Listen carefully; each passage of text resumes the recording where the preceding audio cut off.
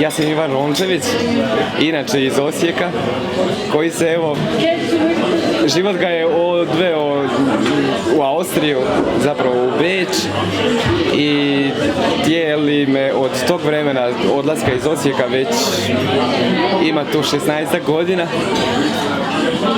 I da, inače sam u Osijeku završio poljoprivrednu i veterinarsku školu i upisao onda fakultet, zapravo poljoprivredni, također u Osijeku.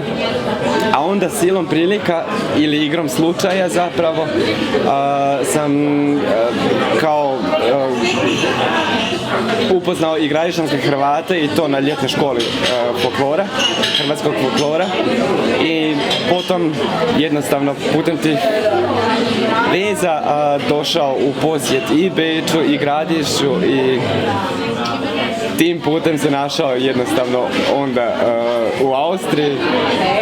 I tada su mi se otvorila zapravo ta moja neka vrata i u školstvu, u pogledu na školstvo, dalje školstvo i učenje jezika i jednostavno cijelu situaciju životnu od tada provodim u Austriji.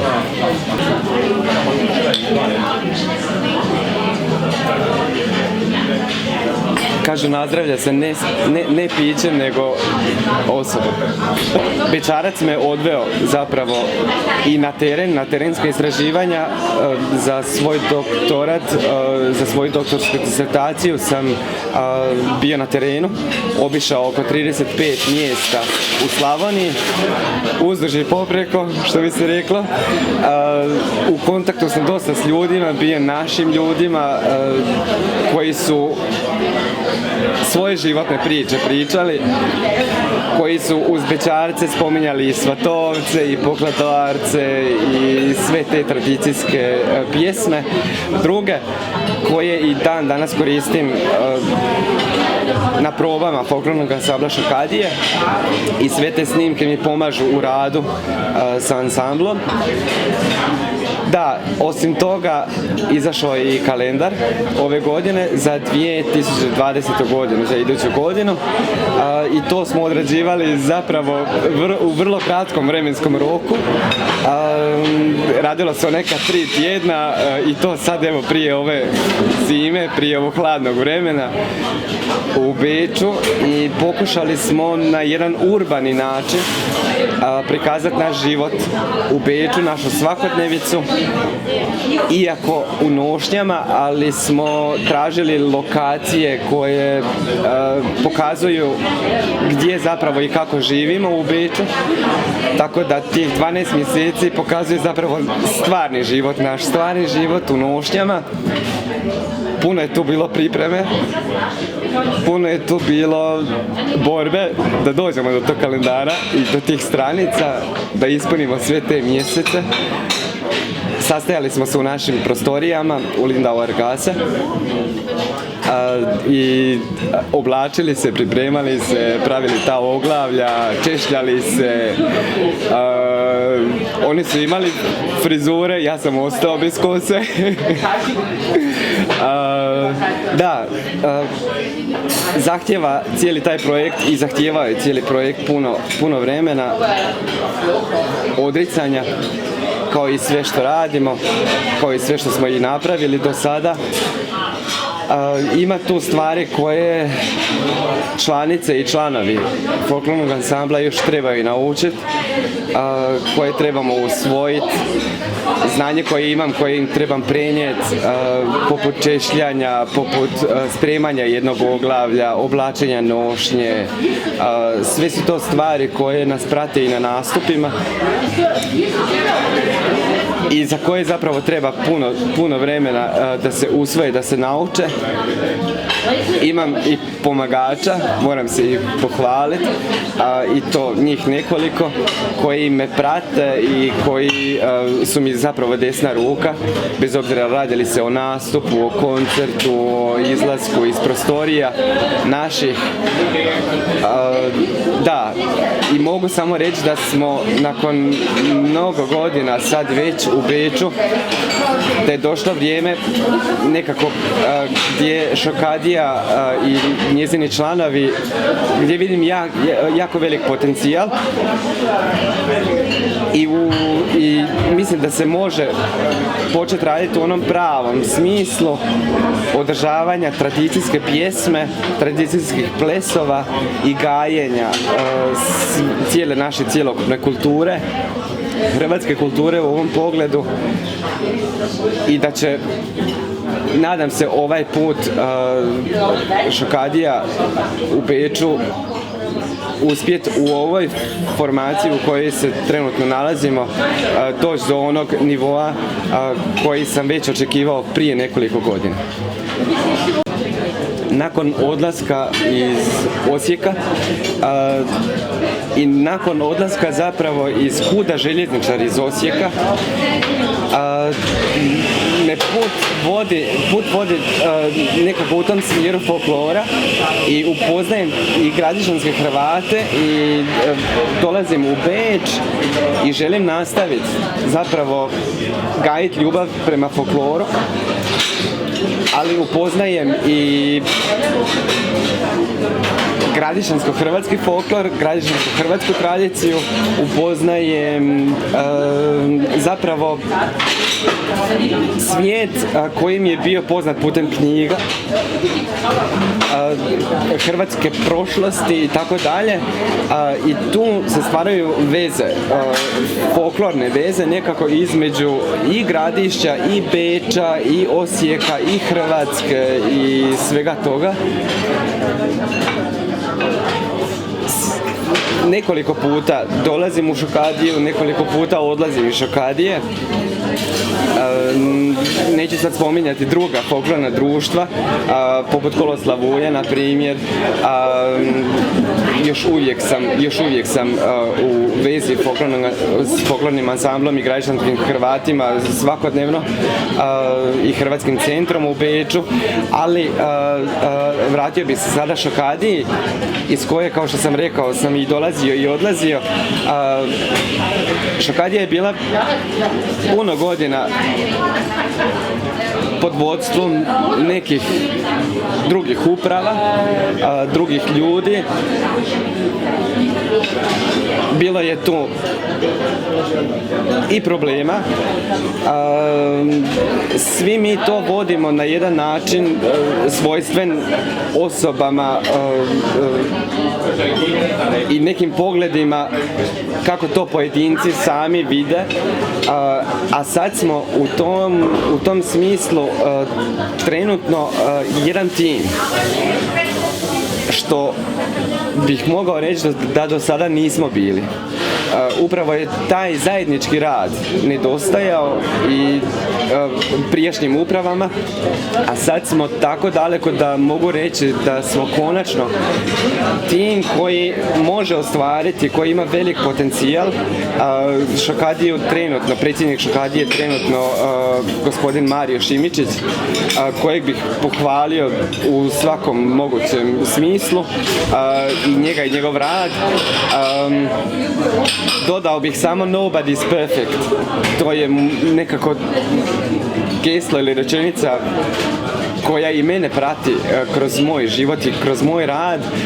Znači, nitko nije perfektan od nas, nitko nije savršen i svi mi imamo i svoje imane, ali ovaj put mislim da i Mario kao i Slavko Čičak, potpredsjednik Šokadije, imaju puno više vrlina nego tih mana i puno više rade s ljudima. Znači, to je sve jedan timski rad za sada koji vodi u pravom svjetlu očuvanja hrvatske tradicije uz sve druge priredbe koje se organiziraju u Šokadiji i pokušava se stvarno na određeni način, mislim da je i to i najveći naš cilj, da kroz pjesmu, ples, glazbu očuvamo našu tradiciju, ali i da uživamo u svemu što radimo.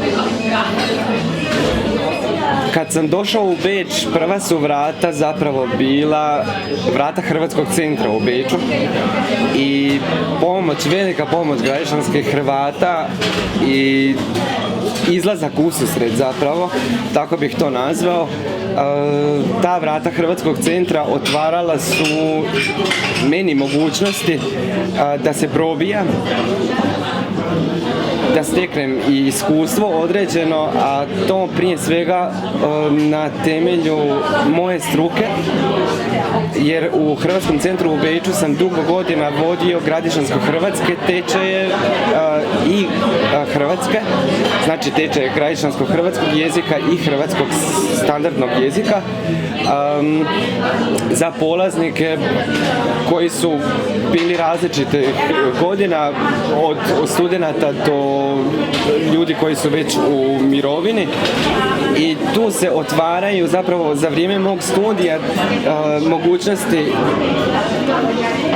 čak osim tih mogućnosti čak i ostvaruju se moje želje da počnem predavati hrvatski jezik na jednom visokom učilištu, na primjer, ukazala mi se mogućnost onda da predajem i na fakultetu, i to je sve od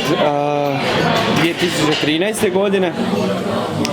Ostajem na fakultetu u Beču i odlazim, također svaki tjedan sam na visokoj školi u Željezu. Studenti i polaznici tečajeva tjeraju me zapravo na objavljivanje jedne knjige, a kasnije i druge. Kad kažem jedne, prva knjiga koja je izašla vezana je uz gradišćansku hrvatsku normu. Objavljeni radovi zapravo u toj knjizi, sve to u jednom sklopu gradišćansko-hrvatske gramatike, praktične gramatike, znači nije znanost, ne radi se o znanstvenom radu, radi se o didaktiziranosti, o prilagodbi jezika na nastavu. Napisao sam knjigu prvu 2017. iz potrebe, jer dobijamo udžbenike za nastavu iz Zagreba, dobijamo ih iz Sarajeva i iz Beograda, za nastavu u Beču, ali ne radimo toliko tim udžbenicima na nastavi, nego izrađujemo i pripremamo i svoje materijale za nastavu, i upravo iz te ladice moje i uz pomoć studenata, uz pomoć ljudi s kojima radim, mojih kolega, nastaje zapravo i ta prva knjiga koja je prilagođena nastavi na fakultetu, na Institutu za slavistiku,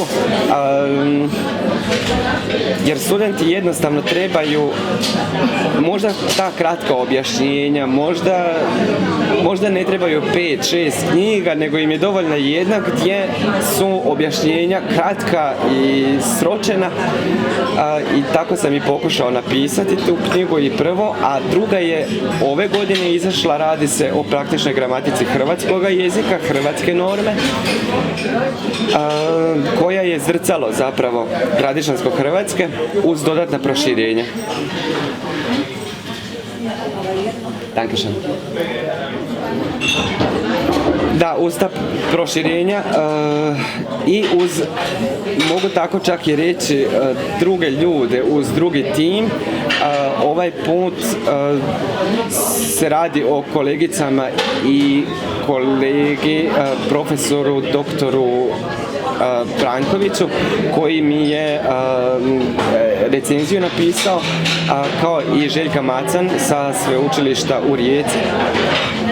dok je uvodnu riječ i predgovor knjizi napisala kolegica Nikolina Palašić, kojima sam vrlo zahvalan zbog toga što sam uz njih zapravo i ostvario to što danas mogu ponosno držati u rukama, koji su mi pomogli da do toga dođem.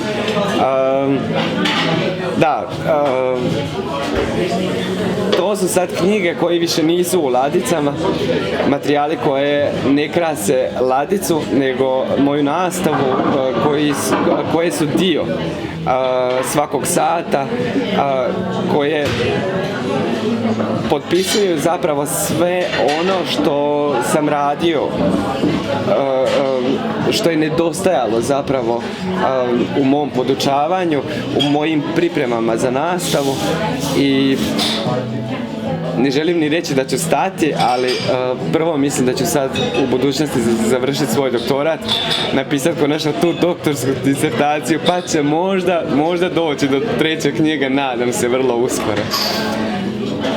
Legao u Beču, pa da, legao u Beču, kaže Matija Antun Reljković, a k večeru nek prikaže svaki ko je posao uradio kaki.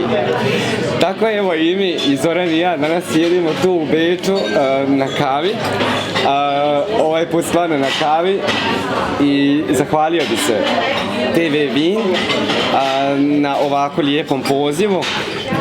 Ovo je vrlo sam počašćen i jako mi je drago što mogu biti dio cijele ove priče. Hvala.